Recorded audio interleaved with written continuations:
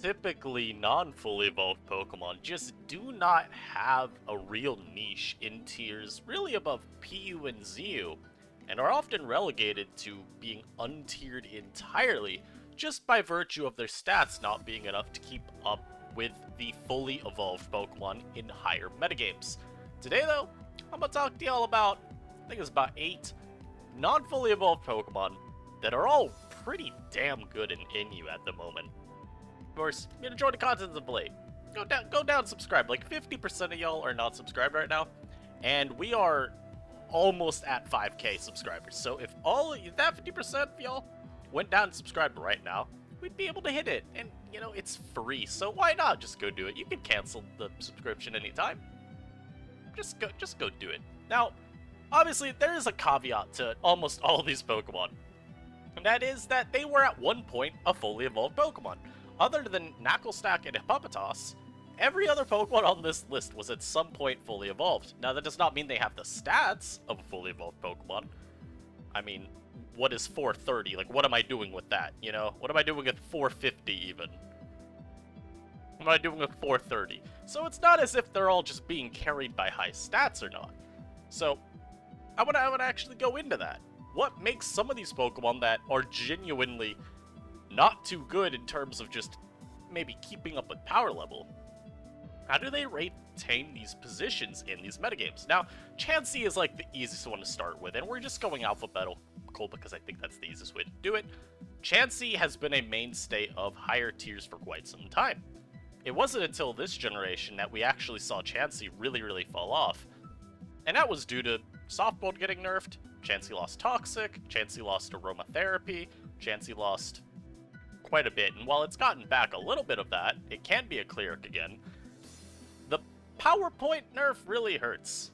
Also, you know, throw in there, it lost Wish, so it's got worse recovery now.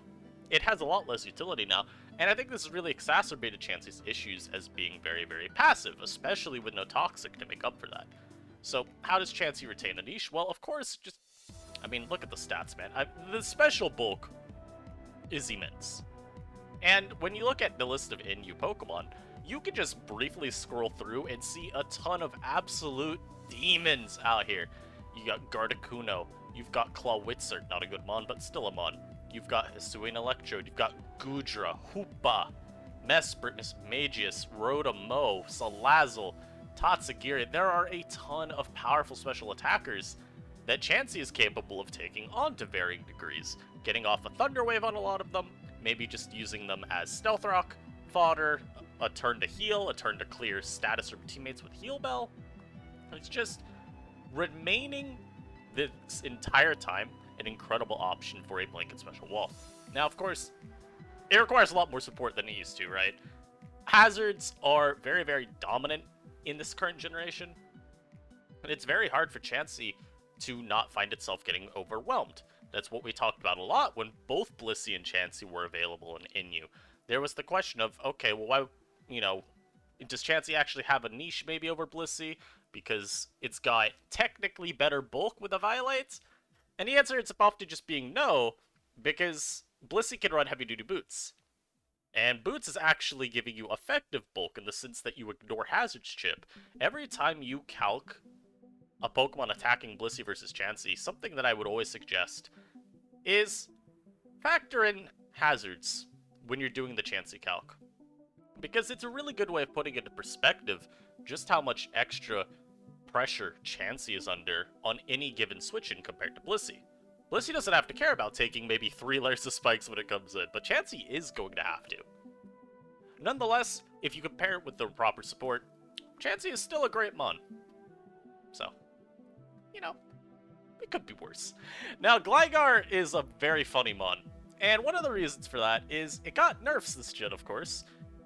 It lost Roost, being the biggest one of them all, and that actually had a lot of people wondering if Gligar would even be all that good in NU. Because we all recognized, I mean, okay, this mon's, you know, been UU even a lot of gens. It's consistently been one of the best NFEs. So even losing Roost, I mean, maybe it'll be viable, but people weren't too sure at the start. I had, you know, a couple people I talked to being like, are you sure Gligar's actually good? And I was like, yes. And the reason for it is its move pool. So no Roost, of course, sucks. And of course, you're weak to knockoff and you're a mon that's gonna, like, take a lot of knockoff. Think about switching into Toxicroak, Hariyama, Heracross. But it doesn't really end up mattering a ton. Gligar's still got pretty good bulk. Even when it loses the Violet, the physical bulk is at least decent enough to where you can still switch into resisted hits. And the amount of utility the spawn provides in one slot, and how customizable its moveset is, makes up for losing Roost. Like, let's not forget too, you could still try pairing it with Wish support. Right now, of course, Darkspun is the Wish support, but throughout the gen, I mean, we've had Umbreon as an option, Vaporeon as an option, and with tier shifts coming up, we're likely to get a lot of those back. That could be a big buff to Gligar. But I digress. So, we got Spikes. You see teams often run Stealth Rock instead if they want Gligar to set that. You have Knockoff and U-Turn. Well, I could be Toxic here. Now I have a little bit less issue with Passivity. I could be Taunt here if I want to start Stall Breaking. I got Knockoff here. Oh, what if I was Acrobatics? A very common tech we actually see on Gligar, because Acrobatics lets you make use of losing your item, and actually ends up giving you a very advantageous matchup against a lot of these knock users. Again, think about the ones I mentioned. Heracross, smashed by Acro. Croak, I mean, Croak gets smashed by EQ as well, but hey, Acro's even stronger, so it is actually a little significant. Hariyama, it's probably going to tear a Steel, but hey, the threat of Acrobatics maybe makes them forced to an awkward 50-50. There's a lot of incentive to run this. It also gives you a better matchup against any, like, grass type. So something like a Rotom Mow, you do a little bit more chip to when it comes in. Something like a Shaman, yeah, you could always U-turn on that. But you can also smash it with Acro, do like 80% or however much it does. And then the Mon's just going to struggle to do much of anything for the rest of the game because it's going to be so low. Especially if they're not running a boot set. So Gligar ends up being incredibly malleable to its team's needs. One of the most important parts about it too, look at that typing. You're a Volt Blocker that doesn't get, you know, reamed as hard by something like Rotom Mow when you're comparing it to the competition of like Sandaconda Palisand. Yes, Leaf Storm does a lot. You can invest in Special Bulk. I think the spread that I showed y'all yesterday, which was to help with Jolteon, it was something like this. So, just another example too of how you could tech Gligar to have a better matchup against the Volt Switchers. Jolteon will not two-shot you with Terra Blast Fairy this way. Rotom Mow, just naturally as well now, is doing less with Leaf Storm, same thing with Hisuian Electrode. And beyond just being a Volt Blocker, you're also immune to Ground, and Ground and Electric are just two of the most common offensive attacking types in the tier, because moves like Earthquake are generally seen as very, very spammable because it's strong. Basically every ground type gets access to it and wants to use it, because they're physically based. It gives you a lot in one slot. It's what we call a Gloomon, where defensively you're doing a ton, utility-wise you're doing a ton. It doesn't end up mattering that you're kind of passive, because why care about passivity when you offer all of the extra goodies? Now Hippopotas. This Mon, to my knowledge, was actually once viable in NU in Gen 4. Viable to the point that I believe it's banned in Gen 4 NU. I would have to confirm that. But Hippopotas has seen some use, but naturally, since then, it's seen very, very, very, very negligible use. Maybe you'd see someone just trying to have some fun with it, but it's really not seen any consistent usage since. This gen, though, Hippopotas is actually quite good. Not Hippopotas the Mon itself, but Hippopotas the Sand Setter. I'm going to make this brief because I've talked about Sand quite frequently as of late, but Hippopotas is our only Sand Setter that can automatically set it. Sandaconda's got to get hit, Sand Spit, and you might just get knocked off, and then, it's a little bit more cringe. But Hippopotas can auto-set Sand no matter the circumstances, so I can support a whole bunch of these Sand Rush sweepers like Lycanroc, Houndstone, and Sandslash. And when you combine it with Pokemon with Healing Wish like Shaman and Mesprit, you get this really very strong Sand core that has a lot of leverage around the opposing team. Again, mentioning the Healing Wish support, that's a big one here. Because Healing Wish support gives a Mon like Sandslash the ability to say, okay, I could actually Sword Stance earlier in the game, trade some HP, maybe weaken my check, maybe somehow beat my check, even if it takes me down to, one spike and I'm dead range. But then I got a little shave in the back. It's using Healing Wish, and now I'm back. My counterplay is gone.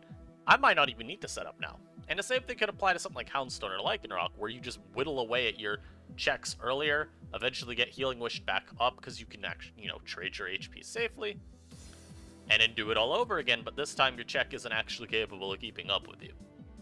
So it's a very cool sight to see a mon that's never actually had NU viability picks them up all of a sudden. And Magneton, this is a mon that's actually been good in NU basically the entire generation. But now, Magneton has a little bit more use, because Magnet Pull actually does something.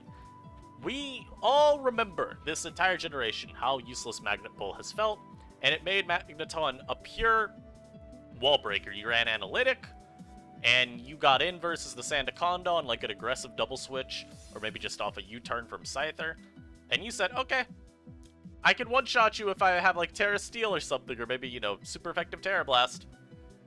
What you gonna do about it? Because that Analytic hit's gonna hurt just as bad. But now look at NU. We got Bronzong, that's trappable. Copperajah, that's trappable. And there's a little guy down here. Where is he? Oh, he's up here. Or is he down here? There he is. We got Earthworm too. That is Omega trappable. You actually have trap targets, and while two out of three of those can take a hit, you don't want to try and 1v1 them because they may just one-shot you back with an Earthquake. Magneton can Volt Switch out of them maybe once or twice, and then just, come back later and successfully trap them.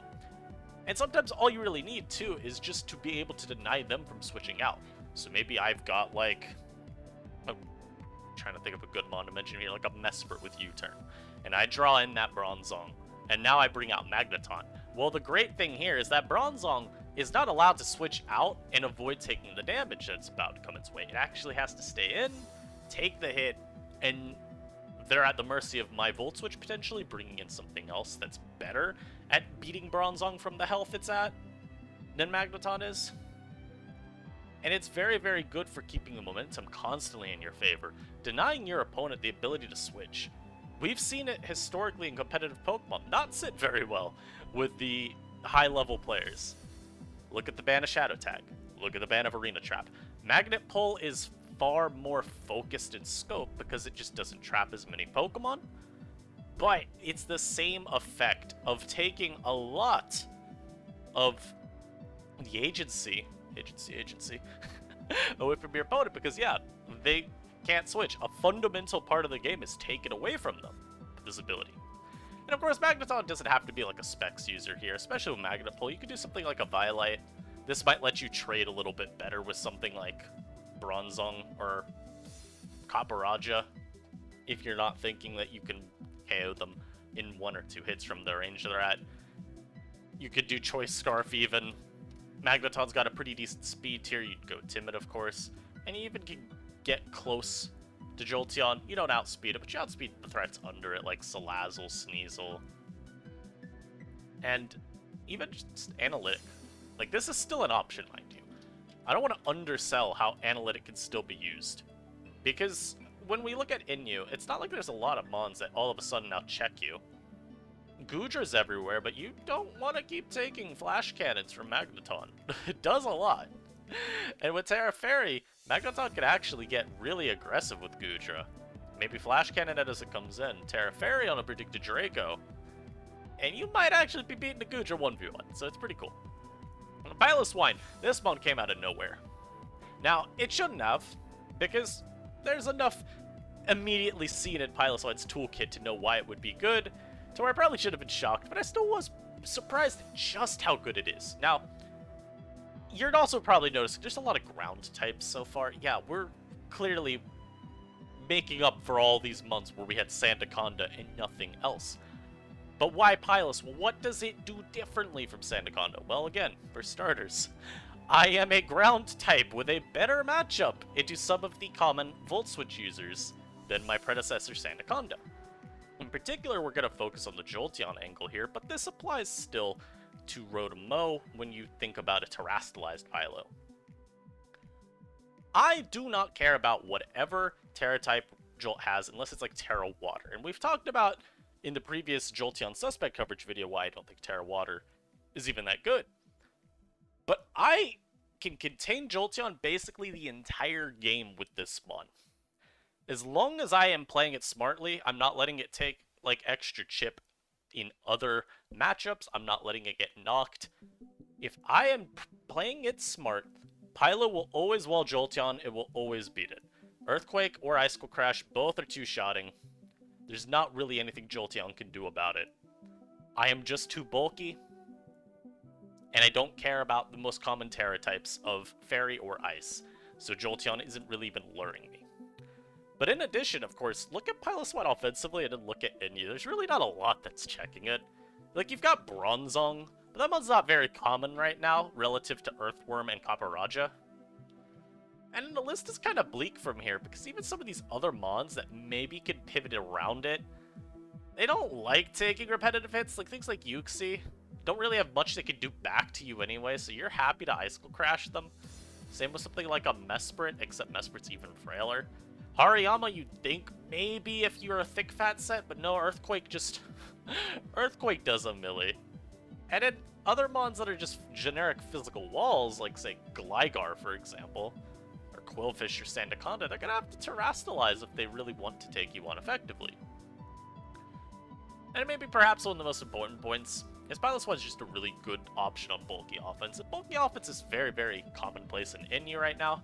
This is the type of archetype where the best way I can just give it a generic description is it's offense, but you make it's kind of slower. So when you think about an offense team, maybe you're thinking like weather, maybe you're thinking dual screens, and that's usually pretty fast-paced with like fast mods. Bulky offense says, okay, I can actually afford a defensive core on here maybe, but compared to something like balance maybe where you're seeing these like pure walls, you're more looking at the tank archetype. It's a bulky mod that still packs a punch. Piloswine is that mod. And Ice Shard is so cool on that kind of mod too, because okay, it says, yeah, it may be slow, but I got some priority. I'm not just relegated to being a slow guy that always moves after my opponent, so it's very cool. And I'll mention this too, because it just did come to mind. It actually is a great Salazzle check. This one in particular is EV'd, so Salazzle Fire Blast isn't two-shotting you. Or, of course, if it's boosted by Nasty Plot, won't shot you. So that's pretty cool. I also just realized this was not alphabetized. I never moved a Knuckle stack back up, but that's fine. Now, Scyther, once again, you know, once was a formerly fully evolved Pokemon. This one, compared to everything else, it actually has the stats of a fully evolved Pokemon too. So Scyther, no one is surprised. And no one's surprised either, because it's been elite literally the entire generation. There's not been a single meta where Scyther was bad. There may have been metas where it was underranked, because people just weren't, I guess, sold on Scyther. There's not been a single meta where it was actually just a not good option. And a large part of that has been Swords Dance Trailblaze has carried this Mon so far. Because with Terra, you were able to Terra Grass in earlier metas and kind of just walk all over Sandaconda, especially when they started dropping Glar for Stone Edge more often due to the rise in Rotom usage. It made it so you didn't even have to care about the paralysis shot. And beyond that, it's just been really cool to have a wall breaker that can also break for itself in a way. You've got U-turn, so mons like Sandaconda, Quillfish, Rotom, and even now you can think about things like Earthworm, Caparaja, mons that can kind of stand in your way. You just U-turn on them. If hazards are up, all the better. But you U-turn on them, get a little bit of chip, and just come back out later once you're ready to actually set up. And it's not even like this mon is just dedicated to offensive roles. It's been a defogger the entire gen. Is one of the best offensive defoggers because it's pretty consistently had at least a decent matchup against the setters. Even something like Sandaconda in prior metas, at the very least, you could always U-turn on it as it came out.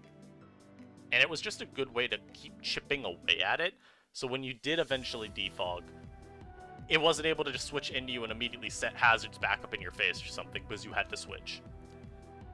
And you got a little bit of set versatility now. We're seeing this particularly prominent now, where CC is kind of just relevant again, because Earthworm kind of walls you otherwise. Copperage is pretty hard to get by otherwise, so you can justify CC much more easily, whether it's on a defog set, whether, as we mentioned originally, you got like Sword Stance. You can go even a pure offensive set here, like Dual Wing Beat, Trailblaze, Close Combat. This giving you all that you want other than the pivoting, but it makes you that dedicated sweeper that once you get going, you're gonna go. You're gonna go places, kiddo. Now, Sneasel. Y'all know me. I love me some Sneasel. And I had been hyping up the addition of Knockoff to Sneasel's kit.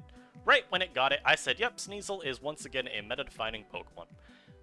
Maybe been a little bit off base. Sneasel is not yet at that spot where it's a threat you gotta accommodate for on every team, or account for, I should say, on every team. But it is one of the better offensive dark types in the tier at this point. There's like Sneasel and Grimmsnarl, and then there's a large gap. Sneasel's so good, of course, because dark is just ridiculously good as an offensive typing. But compared to Grim, Sneasel's got knockoff, and that's really, really important when you look at what is switching into Sneasel. It's a lot of mons, like, for example, the one that immediately comes to mind is, like, Poros, which is pretty item-reliant, whether you're reliant on having your Scarf to revenge kill Jolteon, whether you're reliant on Boots to where you're not taking Chip. And I mean, it's a mon that's vulnerable to every kind of hazard, so Boots actually go quite a long way, so getting rid of those is very, very useful for later on in the battle. Even something like a Quillfish, you can get rid of its helmet earlier in the battle. That means now, whenever I go for my sword stance, I don't gotta worry about taking extra chip from Quillfish once I decide to beat it down. Even something like a Hariyama. Thick Fat Set would wall this pretty easily. Getting rid of its Assault Vest, its leftovers, opens up a lot for the rest of your team. Colossal, you want to get rid of that thing's boots so that it's actually taking hazards chip. It's very much like Scyther, in the sense that you do actually wall break for yourself quite effectively, while also providing more for your team than just being a pure, standalone sweeper or something. Because everything on your team likes knockoff. Maybe my Sneasel is trying to knock off a Colossal's boots to support a Vivillon in the back. Or maybe my Sneasel is trying to pick off a Jolteon with Ice Shard so that my Salazzle can go in more effectively. And there have been a couple techs that I've considered on Sneasel, one of them being low kick with Terra Fighting. Because this gives you probably the best way of hitting your checks that aren't Quillfish. So think about back to what I said with Hariyama, I didn't mention it, but Earthworm, with Colossal, with Poros even. Low kick does a lot to all of them, so it's a pretty nice option if you need to shore up that matchup a little bit. And even if you're just looking for a cool lure.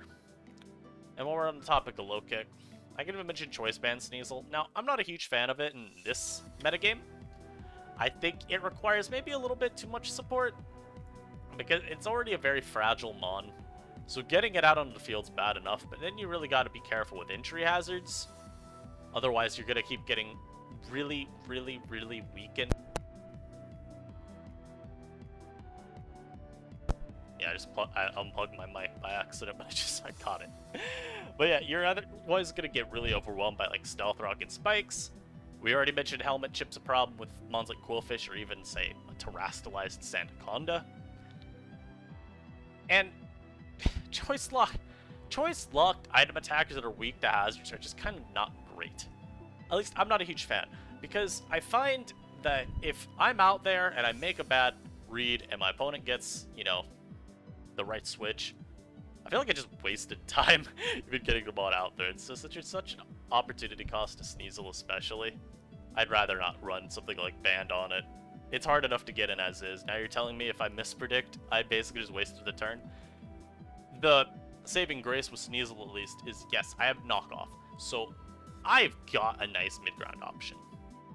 And that's kind of just why Sneasel, again, it went from literally unviable entirely, couldn't use it without being laughed at, to now it's great. Because knockoff is maybe the most broken move in the game. And it's stab on this mon. It literally gives you, as the Sneasel user, a ton of extra support when you're trying to get Sneasel to do something. And it also gives the rest of your team a lot. Because removing items is just fundamentally so integral to Pokemon. And now, I'm going to talk about a little Nachi last. Now, I got an Iron Press set here. I think Stealth Rock is fine on it. It just feels a little harder to fit on a team. Something like Iron Press is maybe more targeted because you draw in like every fighting type ever. You can just Iron Defense up. You have Terra Ghost as well, so you could get by something like a Gligar or a Sandaconda more effectively. You can't be Perish Trapped by Altaria either, because once you Terrastalize, Ghost types can't be trapped, so I can just switch out. And defensively, I'm a Salazzle check. I'm a Typhlosion check. And Salazzle's the most important one there, of course. That one's very hard to contain. So having something that can actually generally keep up with it is pretty cool. And Salt Cure is, like, actually really, really hard to switch around. I mean, every Mon that wants to switch into Salt Cure, it just feels like does not appreciate the chip damage at all. And they're not Mons that actually beat Knuckle Stack 1v1, especially when Terrastalizing is taken into account. So think about something like a Heracross. If Heracross is switching into me because it's like, okay, I don't want this Knuckle Stack doing whatever it's about to do, I'm gonna just get my Guts Heracross in and I'm gonna CC it. Oh, that's great, but you just took 12% plus whatever Salt Cure's initial hit did on that first turn. Now you're burned. I could Terrastalize, probably just block your CC and maybe Iron Defense up in your face. Now you're taking even more chip because you're burned, so you're taking that 6% plus to 12% plus whatever attacks I throw your way. These mons get beat down very, very quickly. And again, we know how Salt Cure works. You do more to steal. So imagine a Copperacha comes in on that. It's going to be taking even more, and it's also got to deal with your potentially faster Body Press. It's a very annoying mon. I think really, again, the only reason it doesn't see more use is it's kind of awkward to build with. Because it's hard to put into words. I just think what Knuckle Stack does defensively, you can usually find something else for that slot that's maybe not as hard to then put teammates around. So, like, we can go back to the Salazzle point. I could just have Goodra and then maybe, like, a Scarf Bruxish. And I'm feeling pretty okay against Salazzle. And this would also apply to, say, Typhlosion. Or I could have, like, you know, a Heat-Proof Bronzong plus maybe, I don't know, a Jolteon for the speed. Knuckle Stack is very, very targeted. And I think it doesn't help, too, that the mons it wants to switch into do also commonly run knockoff, so it's really only pertinent with Salazzle here. But compared to Gligar, where at the very least, yeah, you're switching into knock users, but you can run, you have some options that at least help you deal with that, while also still resisting the moves pretty well through how just naturally good your physical bulk is. Like, I can still take a CC with my Gligar decently well if I'm knocked. Knuckle Stack's special bulk is not good. If I lose my Eviolite, Salazzle Fire Blast does like upwards of 40. It's kind of disgusting. But it's still all in all a pretty cool mon. I appreciate what it does for the tier. And again, it's more building flexibility. Like, you could have a different Stealth Rock Center than just running more, you know, Unga Bunga Copperacha, yada yada. But that's going to be it for me for this video, guys. I hope y'all enjoyed. Fun fact, for those of you that made it this far into the video, I did a PU video, and by the end of it, I realized my microphone was just not plugged in. So, I will be re-recording that eventually, but it is what it is. I can't harken on it too long. I hope y'all enjoyed. I'll catch you in the next one, guys. Peace.